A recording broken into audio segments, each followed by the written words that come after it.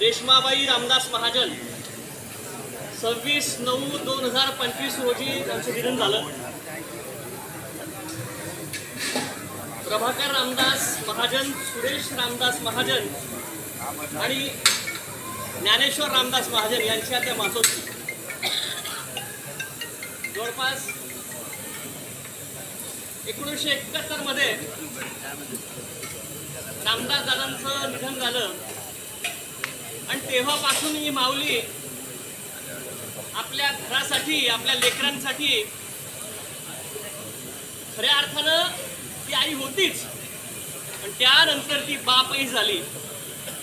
घरासाठी बाप झालेल्या आईचा प्रवास सहज, सोपा आणि साधा नाहीये, खूप संघर्षमय आणि वेदनादायी आहे। नवरा मेल्यानंतर बाईच्या वाट्याला जे दुःख येतं, हा संसार मी कसा ओढायचा, लेकरांना कसं जगवायचं, हा यक्ष प्रश्न अशा अनेक मावल्यांच्या समोर उभा राहतो आणि तसाच प्रश्न आमच्या